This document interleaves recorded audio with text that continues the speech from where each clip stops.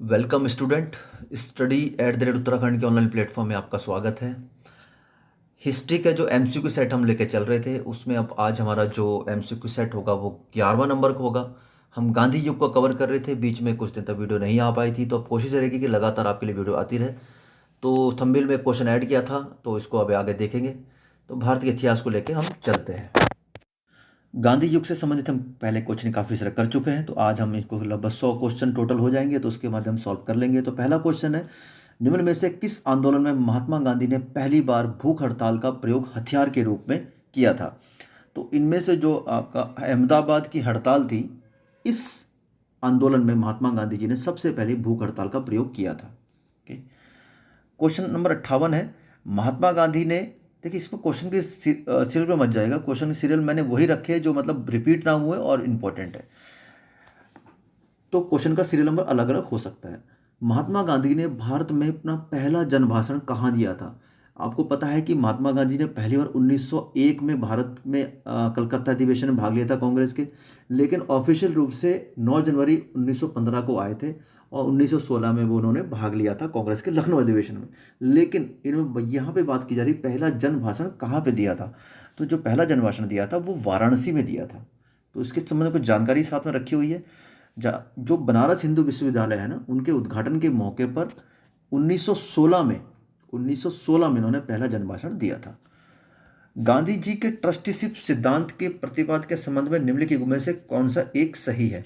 तो ट्रस्टीशिप सिद्धांत का मतलब क्या है, मैं आपको इसमें मैंने लिख रखा है। गांधी जी ने वर्ष 1903 में जोहान्सबर्ग में लॉ फर्म की स्थापना करी थी, ठीक है, जहां से वे वर्ष 1910 तक रहे। गांधी जी अपनी लॉ फर्म में ट्रस्टीशिप के सिद्धांत को लागू किया गया था।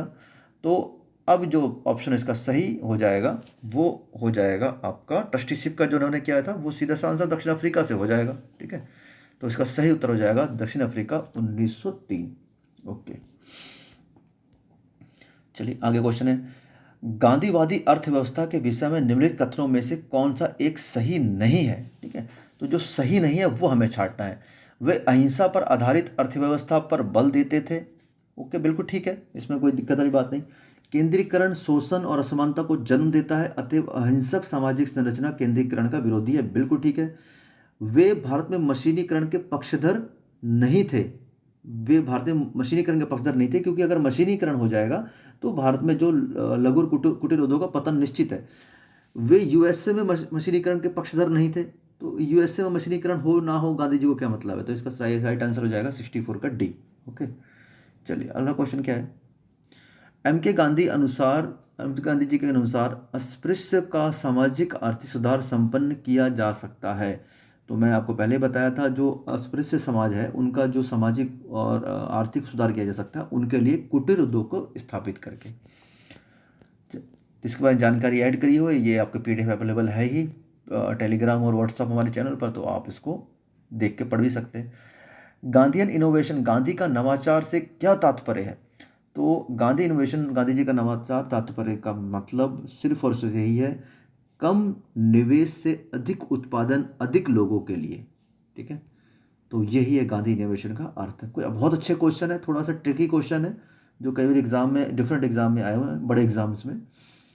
अब उत्तराखंड पीछे 2006 का क्वेश्चन है, कौन सी घटना सबसे पहले हुई थी? तो खेड़ा सत्याग्रह हुआ था 1918 में, आप जानते हैं। असहयोग आंदोलन 1920 का है। सविनय अवज्ञा आंदोलन 1930, चंपारण 1917। तो सबसे पहले जो घटना आपकी जो मानी जाएगी वो चंपारण ही मानी जाएगी, ठीक है। ये डेट लिखी हुई है बीच में।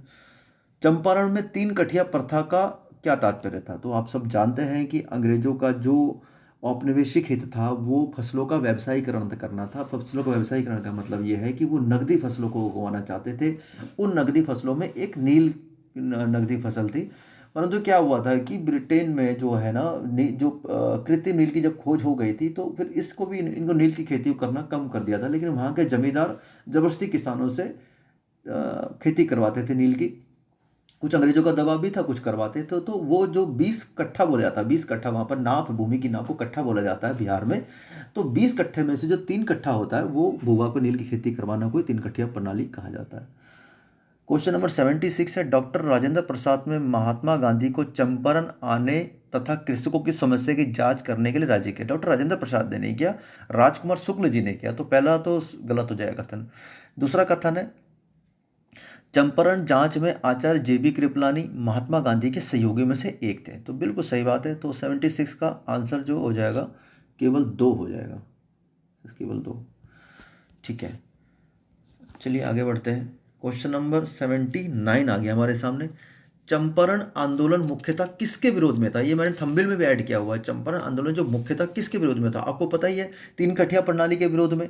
ओके, तो अब यहाँ पर ना तो नील है ना ही 3 कठिया प्रणाली है।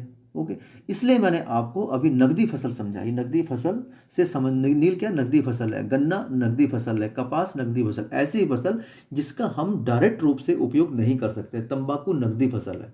ओके, तो इसका सही उत्तर हो जाएगा नकदी फसल। इसलिए मैंने थंबनेल में थोड़ा सा ट्रिकी क्वेश्चन ऐड किया था। क्वेश्चन नंबर अगला है, क्या है, भारत में नियोजित विकास का विरोध किसने किया था? नियोजित विकास का विरोध करने वाले हमारे गांधी जी थे। नियोजित विकास का विरोध गांधी जी ने किया था। अब इसका अर्थ क्या है नियोजित विकास का? देखिए, नियोजित विकास का विरोध महात्मा गांधी ने किया था। गांधी जी वस्तुतः औद्योगिकरण और मशीनीकरण के विरोध में थे। ठीक है, इसी को नियोजित विकास कहा जाता है। उन्होंने कुटीर और ग्रामीण उद्योगों का समर्थन करने के साथ ग्राम को अर्थव्यवस्था की आधारभूत इकाई माना। उन्होंने मशीनों के प्रयोग के स्थान पर श्रम परक उद्योग को अधिक महत्व दिया। तो इसका सही उत्तर हो जाएगा गांधी जी। महात्मा गांधी के चंपारण सत्याग्रह का विरोध किसने किया था? तो इनमें जो NG रंगा जी थे, इन्होंने गांधी जी के चंपारण सत्याग्रह का विरोध किया था। जो अगला क्वेश्चन है वो UPSC 2011 का क्वेश्चन है। अच्छा क्वेश्चन है, खेड़ा के किसानों के पक्ष में महात्मा गांधी के सत्याग्रह का संगठित करने के क्या कारण है? खेड़ा गुजरात में जगह है जहां पर किसानों की फसल नष्ट हो गई थी, फिर भी सरकार ने लगान में छूट नहीं दी थी और भू राजस्व की उगाही फिर भी करते रहते। तो इस मुद्दे पर गांधी जी ने खेड़ा सत्याग्रह किया था। तो मैंने पहला जो उसमें ऑप्शन है आपको बता दिया है कि अकाल पड़ने के बावजूद प्रशासन ने भू राजस्व की उगाही स्थगित नहीं की।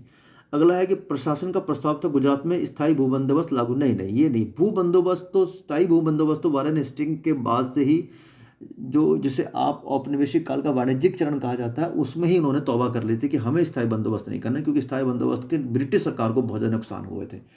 तो इसमें तो ऑप्शन जो आपका सही 1 हो जाएगा, ऑप्शन ए सही हो जाएगा। इसके बारे में जानकारी ऐड करी हुई है। ओके, फिर देख लेते हैं आगे। और लास्ट क्वेश्चन है आज का सेशन का, चंपारण संघर्ष में निम्न में से किन्होंने महात्मा गांधी का साथ दिया था? बड़ा अच्छा क्वेश्चन है, एग्जाम में इस प्रकार क्वेश्चन पूछ लेते हैं, किन्होंने साथ दिया था। तो अगर आप ऑप्शन पर नजर डालेंगे तो आपको लगेगा कि सारे के सारे ऑप्शन सही हैं, लेकिन इनमें जो चंपारण सत्याग्रह में साथ देने वाले थे वो मुख्यतः राजेंद्र प्रसाद और अनुग्रह नारायण सिन्हा जी थे। तो ये थे हमारे गांधी जी से संबंधित क्वेश्चन। अगली क्लास में हम लोग किसान आंदोलन और किसान सभा, साम्यवादी दल, रॉलेट एक्ट, जलियांवाला बाग हत्याकांड, इससे संबंधित क्वेश्चन लाएंगे।